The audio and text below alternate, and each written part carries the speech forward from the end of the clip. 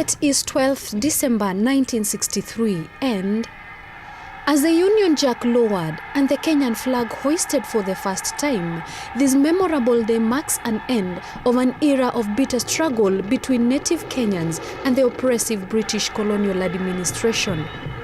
This day was realized through the combined efforts of military and diplomatic means. I believe that one day Kenya will be governed by a democratic government, representative and elected by the people. And by the people, I include anybody who decides to make Kenya his home. Although some Kenyans opted for diplomatic means of struggle, the more radical ones reasoned that diplomatic means had not and would never achieve anything. The only solution was to take up arms and fight for their land, rights and freedom. This feature focuses on the active roles played by the ordinary citizens during the Maumau uprising of 1952 to 1960, involving the native Kenyans and the mighty British Army, particularly in the region around Mount Kenya and the Aberdares. Maumau uprising was considered as the militant culmination of years of oppressive colonial rule and the resistance to it. The uprising was the largest ever and most successful such move of the British Africa protectorates. It motivated other African states to fight against colonialism. Colonialism was triggered by the Berlin Conference of 1884 that convened to partition Africa into spheres of influence amongst European colonial rivals. This was followed by the Scramble for Africa in 1885 that placed Kenya under British influence. The Imperial British East Africa Company arrived in the country in 1888 and was given mandate to administer Kenya for Britain. Its bankruptcy thereafter, an inability to deal with hostile African communities, made the British to declare the country a colony and protectorate. On 1st July 1895, the first governor, Sir Arthur Handage, was posted to establish a formal British administration. Sir Charles Eliot, a British diplomat and administrator, initiated a policy of white supremacy in the then British East Africa Protectorate. Eliot had planned a settler economy to pay for the then just completed Uganda Railway.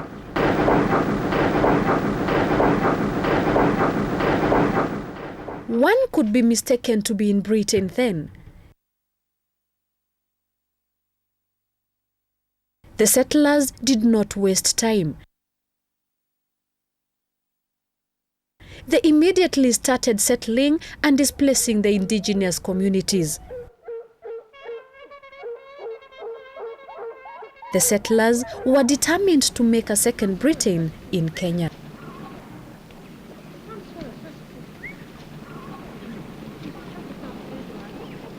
But our life was very much like an English country life in home. I mean, there was very little difference. But they felt that they had an imperial mission that was bringing something to Kenya, the British way of life. This 850-acre coffee plantation, situated at Nyeri Hill Farm, is part of the 3,500-acre piece of land owned by the Catholic Archdiocese of Nyeri. It is the largest and first coffee plantation in Africa. A coffee processing factory machinery dating back to 1934 is still operational today. The Archdiocese founders were among the first European settlers who arrived in 1902 and were given huge pieces of land to establish a settler economy. This had followed the bankruptcy of the Imperial British East Africa Company. The native Kenyans' land holdings started dwindling. For instance, in Central Province, then referred to as the Central White Highlands, 160,000 acres belonging to the native Kenyans was lost to the white settlers. By 1948, about 1.25 million native Kenyans were restricted to only 5,200 square kilometers of land, while a paltry 30,000 British settlers occupied 31,000 square kilometers of land. The settlers also obtained 999-year land leases of over 25% of prime agricultural land in Kenya. To advance their interests, the white farmers wanted cheap labor. The colonial government therefore introduced measures to force Kenyans to become low-paid waged laborers. The locals became squatters in settlers' farms. Reserves were established for each ethnic group, while hat and poll taxes were introduced. Growing cash crops was forbidden to native communities, and later on, fewer amounts of permissible crops grown became limited. A time bomb was about to explode. A deep hatred towards the settlers and a growing resistance to colonial administration was in the offing. Maumau, a secret resistance movement, started recruiting members secretly and administering oaths to bind them together for a military offensive to liberate themselves from the yoke of colonialism. The uprising was mainly confined to the central White Highlands, where settlers occupied most of the land.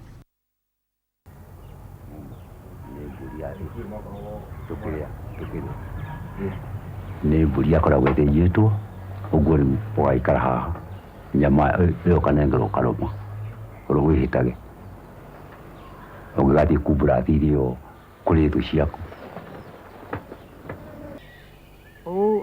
kia uhoro wa mutitule ne tole hede kunywa mumare no ginya wambe hare buria the jago ya the jo ukaba ukanywa ukarya nyameyo nyamere ngire ugacoka ugekira hagithita-ini ukaharuki uguo waharuki uguo gere ukaharuki haha hana hari nyama ya mundu ugathie ho ukanywa thakame were hiu mundu ari murage niguo kamuruga maita 1 2 3 4 5 6 7 riu nitakuga ati ona mundu ukamuona hana thigiriri ati nduri hindi utangimuraga nindo kwambirie guthugundu horo wa muma ni athuri aria makiri kuo amavava na ndiku muthuri umwe wetagwo Ephraim Githeki magicira makiona mwanake wa mbugu riu ni hinda riu nyagirire aheo muma nigetha atuike wa gutumagwo kuma kusbukia guthie Nakuru,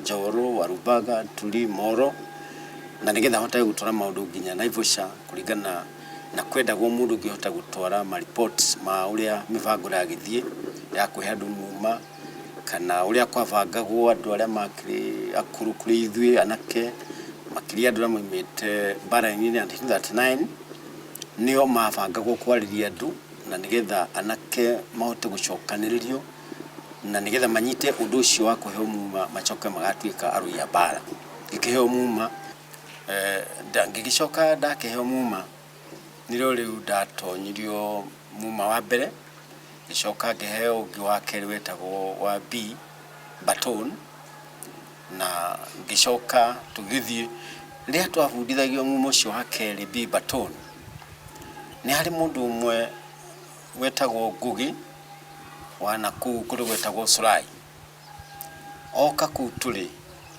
negitwayaga horo uria muthungu ari muru no ria tunyanite bururi uyu no ria okite gutaha indo citu uria atwire avava ngombo. The First and Second World Wars offered military training for the Africans who were involved in combat alongside the whites. The war experience made them realize that the white man was not superhuman, since they witnessed him dying in the war just like them. Some white soldiers buried here were in the battlefield with Maumau field marshals Dedan Kimathi and General China. Both world wars pitted white people against white people, reinforced with African forces. The Italian War Memorial Church, holding remains of some of the 700 Italian soldiers who died in the Second World War, were all witnessed by their African colleagues. December 24, yani 52, noda igirimo titoni. Anda athire na itimo na ruhirwa jura. Na kuma hau suko igire igithira ndai na muchinga wa chotikani. Niye. Tondo nire ando maina muchinga ongirunda jabe mwe. Na ya kugwitu ngitunya muchinga. Toro cyo githira githina. None ndagire gwitikira ubona muchinga zikuicho ne kiama. Tone matiu horo wako kahingo wa muchinga ningi chori na kujoke na lisabu. Ngikara muchinga dina gu. Kwa dahiro ka muchinga karakani ni muno kara gaita ko choti gani kakura hatu nyoni. Ni muchinga dio niki kana roa gatia. No kahiro wakahida kanini le. Ngeho muchinga wa 3. Na ngituka pota master. Nini ntete kuta master aidio chia so kumenya gazigatule ikoria ni o hidio dina ndawachia kumaheaga tumilimu tunitwa ule mundu agerwara kana ni homa kana gutiyo kuma hau no twekaga practice ya kumenya mbara ule andu mundu magona mbara magekuruma makirwaga na kijo sege muchingo rwago no video ne otora utone China ni ali bara ine no witwa 1939 ya 45 mena kimathi na mundu witwa mathenga wachi mathenge wa mirugi. By the time the colonial government declared an operation, the Maumau secret movement had gained roots in every part of Central Province, Mount Kenya, and Nairobi, the capital city.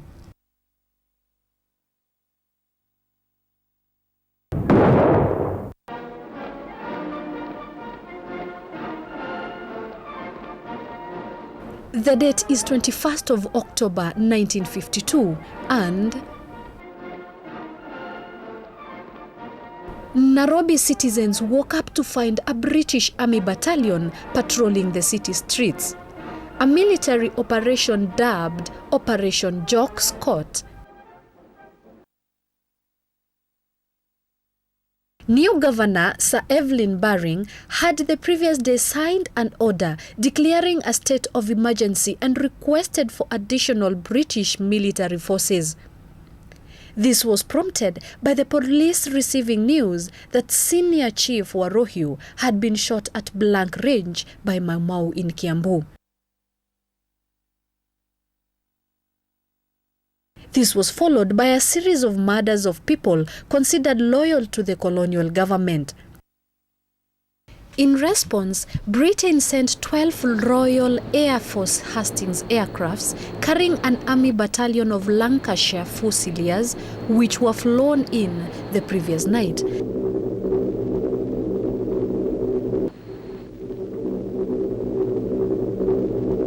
This was to reinforce 6 other battalions of the colony's territorial force of the King's African Rifles. Royal Navy cruiser Kenya came to Mombasa with Royal Marines on board. This was to counter the insurgency of the operations of the secret Maumau movement. About 8,000 people were arrested in the first 25 days, including the Maumau Central Committee and 180 other Maumau leaders.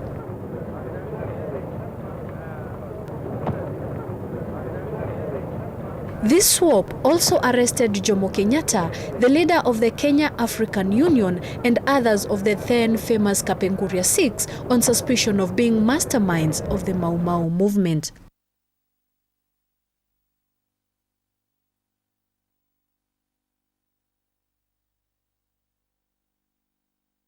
Despite the 1953 roundup, the Nairobi committees of Maumau, organized by the Freedom War Council, continued to provide the much-needed supplies. The committees also supplied the recruits to the Land Freedom Army operating in the central White Highlands. By 1948, the colonial government had started receiving and filing reports on the movement's oathing exercises. This was followed by a series of murders of loyal government-appointed colonial chiefs and burning of colonial settlements and farms. The actively involved lucky survivors who have lived to tell the tales recount the harrowing experiences of the war. They tell how they dared the colonialist mighty war machine with a long record of military experience, including 2 world wars.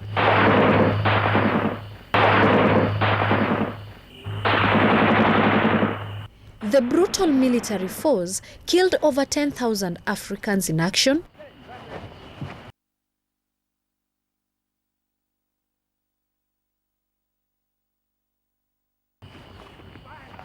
about 26,000 arrested, over 150,000 detained, and over 1.5 million effectively interned in emerging villages.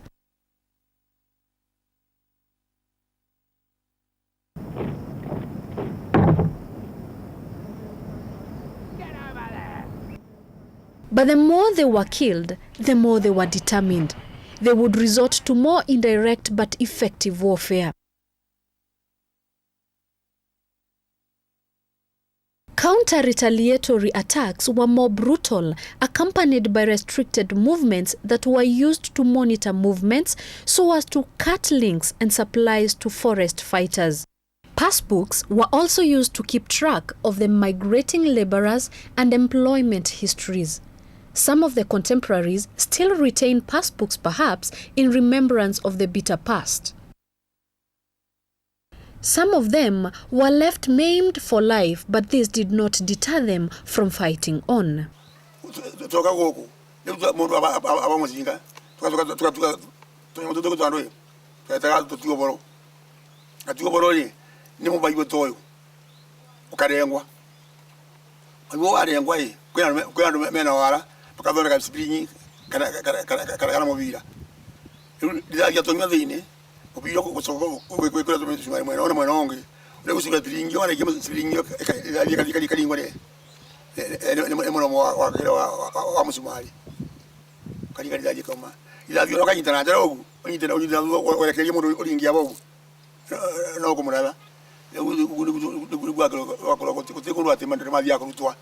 Pana mundu yakona kunyita mutinga kurunga na kero ndakala muzingana mwena ningi ndakunya tuka mukaruta nazirere mukuru ambara ano matikadia goto mwaza kuradana tibano twatunganaga atedini moka na izoke ase tingere ko matonina tondo meno yagoro duni como veja tondo na go como sire twina ngati kana twina ndo ito kamanda ngati ali mo iburia mundu ra thonde kai kwenda Maumau makamanyo muthere ukagera njira kwa kaza mundu akatumwa mbele akalia kera kakagera no mugado andu me ukanjira njira no ru mundu wothe akebi mundu wothe makabera njira niko na Maumau ira kina misinga kalia kebithia kama bithia na ba ito no mukanjira makaba ndo matemanya kama kagwe turuturu mambiri kula ru namo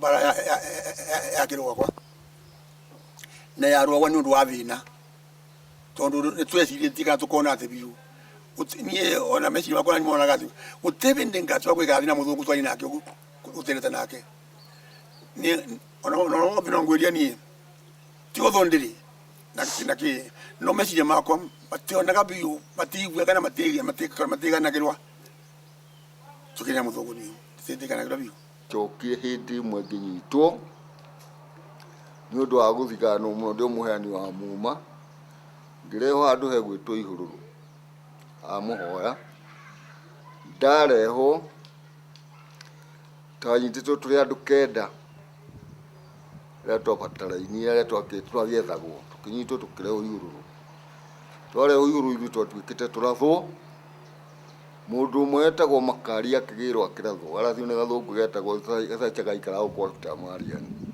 tutuka ithi tukarathwo rucio handu atu tuke tukathwo rucio ri muthungu arokeririo marwanite gikiroko hau iguru kirekerio marwa akirwo ni ahitia ni kuratha mundu atatwetwo igoti-ini gutiri watho umite wa kuratha mundu muthungu ru akirakara muno tondu ni agiria turathe tondu arathire mundu agituika ithu tugarura ituika ithu tikura muthungu akirwo ni ahitia riu ithu tukihonokera hau kwanja kurathwo. But did the Maumau insurgency require such a mighty military offensive? The Lancashire Fusiliers, a British infantry regiment which had a war experience of over 250 years, had to be called to reinforce the already existing colony's territorial force of the Kenya Regiment of the 2nd Battalion of the King's African Rifles. The Royal Air Force sent pilots and Hadley Page Hastings aircraft, a purpose-built aircraft and largest air transport plane for the British Royal Air Force. The 2nd Battalion of the King's African Rifles in Kenya was reinforced with 1 battalion from Uganda and 2 companies drawn from a battalion from the Tanganyika colony. The Maumau fought against the Kenya African Rifles armed with .303 rifles, a powerful standard British Commonwealth military weapon used in the 1950s, while the Maumau could manage crude weapons, homemade guns and stolen guns. Twabudithirio na mushinga witagwo pistol 6 loud warithathi icio ucio nduhingagwo ni wahutia rugo karathuka ithathie kauma kiano gikagwathi ukahurengi ithathie thatu ireka atia na ndwari magazini wathiurukaga uguo ithathie yaruga iwe gigacoka hau ino ya riu ni automatic riu tugikihurana na muthungu andu magicora njira iria marionaga mishinga nacio mwake mahura mukoya mishinga angi makora kuma kuri magoka na bunduki githaka angi makahura kambi makoya mishinga kuma kuri andu aria bwakiuraga athungu riu andu makigia ki makigana mishinga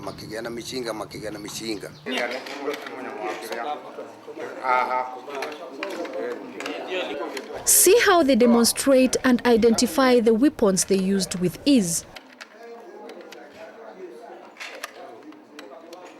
Memories of how they used to gun trigger become quite fresh. They did not surrender. They just responded to an amnesty call from the Kenyatta government.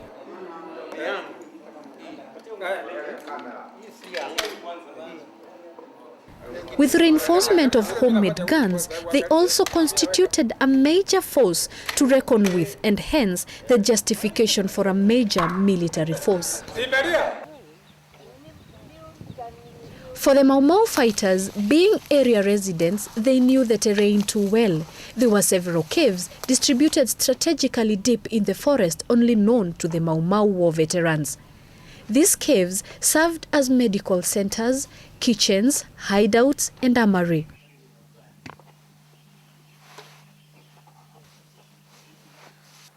Narumoru Cave stretches 1 kilometer underground.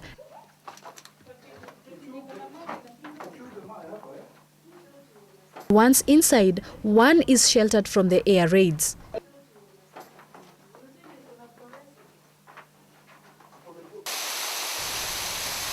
Wamagana Cave, where 3 Maumau fighters were shot dead after betrayal, is well hidden by a waterfall running over it. The caves also provided storage for the food for the veterans' survival during the continued counter-military offensives. The food was not easy to come by.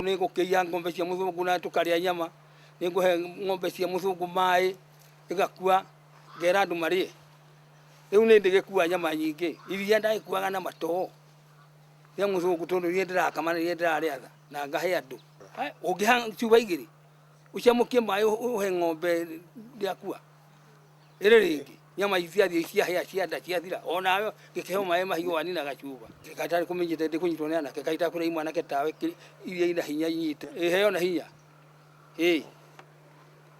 athungu ni ndimautiire wira mwega muno.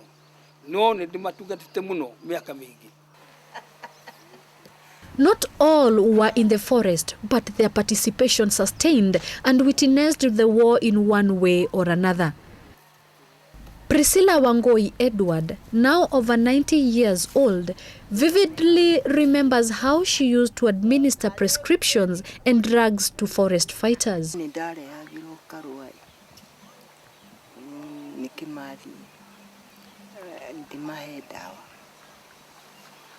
ngakĩrwo ngakinenganĩra kana arĩ hakuhĩ kana ndarĩ hakuhĩ niĩ ndiamuonaga no karua ndonaga Kimathi nĩekwandĩka ndawa na nĩtwaikarĩte nake thugũkĩandĩ wĩra. She also recalls the day Field Marshal Dedan Kimathi, the leader of the bush fighters, was captured. Mahinda macio arathwo-rĩ akĩrwo arugĩrwo cai-inĩ nĩ ũrĩa warĩ mũnene wa ngati akiuga ndangĩnyua ũngĩ no arugĩirwo nĩ Kirisira. Cai ũrĩa ndarugĩire arwaru ũrĩa ndarĩ na kĩbirika-rĩ ngĩkĩrehere Kimathi. Ũhoro wa mũndũ oigĩte nĩndonire kĩbirika kĩu na kĩarĩ kĩnene Kimathi ndarathĩtwo kĩero hau.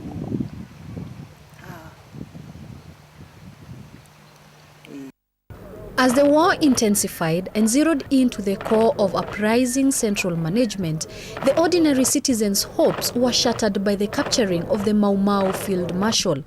The war was so real, such that ordinary citizenry was involved either by choice or by sheer coincidence.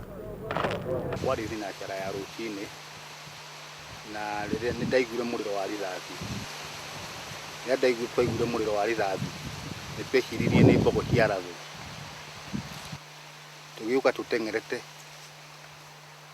tukiwaigwe ngiarira turi gicima ha Jeremia tukiona ni thigari ire guku cia IP nirio tuoririo niki tukiuga ithu turauga ni mbogo erariyo ni mbogo moraga riu riria twagiukire haha riu nirio twakirirwo mbogo ya nywire haha nirio twakirirwo mundu twagitumira macera macio tugikirwo riu oyai mundu tugikiumwo ni thigari thutha tugikimutwara twamutwario haria kambe ha murithi hau ni aririe na mugambo we mwene akiuga ni wega muno tondu ndinarathwo ni aria ndathire kurwa nao ndarathwo no aria ndirethera ki wiyathi hau onaho andu ni makiringirwo o ithuĩ turi ho tumukuite no twaringirwo ni tha to nima ariama tondu no ithuĩ agiethagira ki wiyathi eru haria amaririe ri haria aero amaririe no kuga ugire ni uria wakimwirire Kimathi ndukigeithia andu aya augire ni aya ndigeithanagia nao ni ngwenda kwaria ma augire no ndimageithirie na rithathi aya ngeithagio na rithathi gutiri ndungijikaga. Field Marshal Dedan Kimathi was captured and laid in this shack that still stands today. With Kimathi's capture and his subsequent hanging, the end of the war seemed inevitable, but this was not the case. The determined fighters soldiered on. Despite their large-scale offensive operations, the British found themselves unable to contain the tide of the insurgency. This paved way for the British government to give in to the demands of both the diplomatic and the military struggle, leading to the internal self-government for Kenya on 1st June 1963.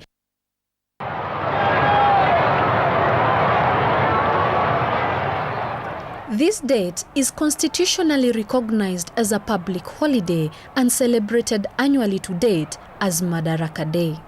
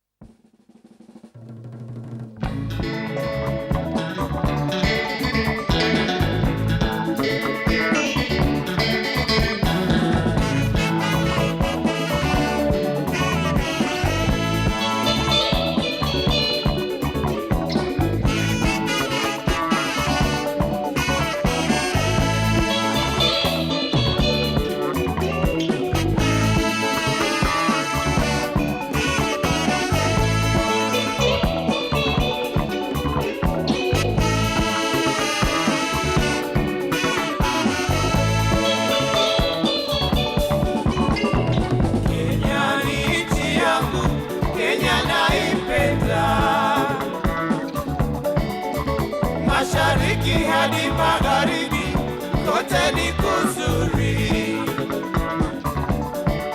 tuna mimea mbalimbali hapa kwetu Kenya.